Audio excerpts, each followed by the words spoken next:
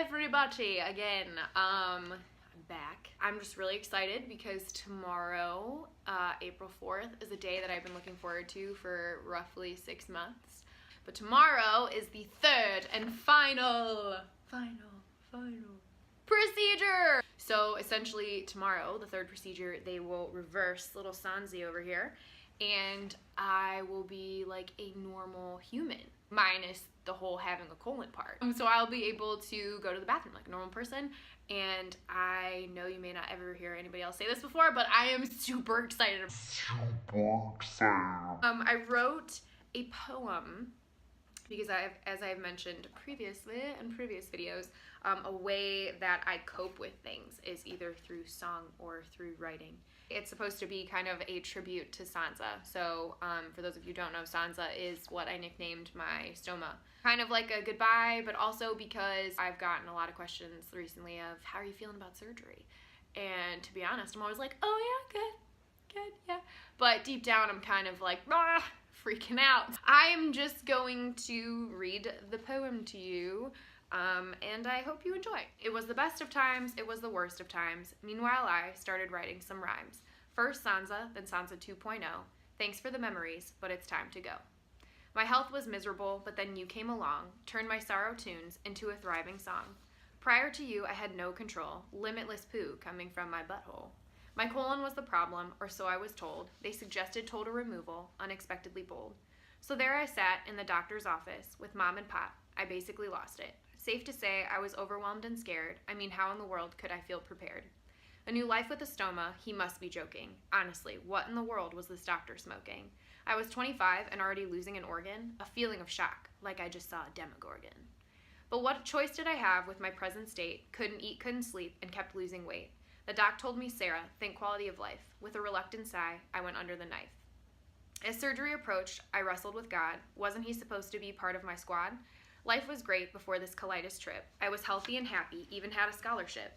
But through my sick years, I began to realize your plans for life don't simply materialize. There's a great plan, a greater way, a guiding light. His name is Jesus Christ, and he's always right. I screamed, I fought, bargained, even cried. It felt like bits and pieces of me had slowly died.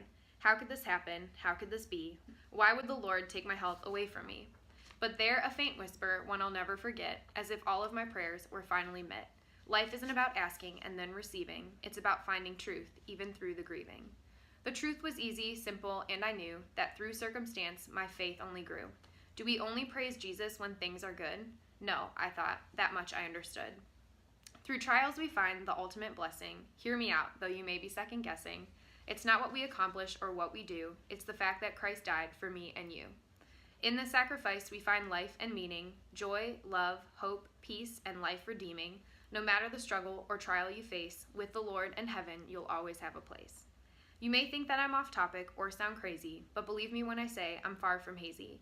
My disease has taught me an important life lesson, that no matter what, God will always keep you guessing. But through the ups and through the downs, various hospital stays with multicolored gowns, I truly believed that he had a greater plan, one that I was never meant to understand. Who knew this plan would involve a beefy red stoma? I suppose that's immensely better than being in a coma.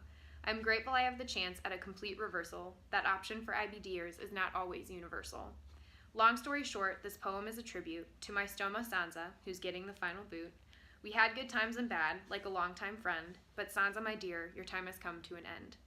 I will finally be bag-free and have an internal pouch. Your leaking will no longer taunt me, make me say ouch. I pray I will never have to use you again, but if so, I'll welcome you back like an old friend. So long farewell, but this journey does not end here.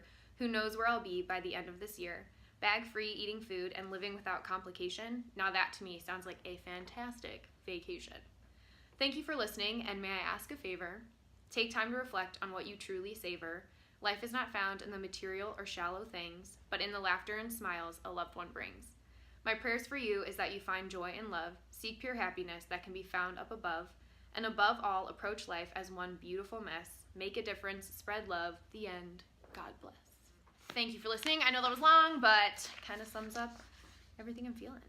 If you guys could, I would be forever grateful if tomorrow my surgery is at 1 o'clock. So if you could pretty please send up some prayers, well wishes, anything, because I just desperately want this to go well. I just kind of want to close the door on this chapter of my life and move forward.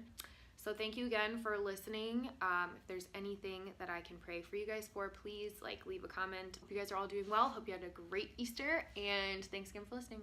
Talk to you later. Bye.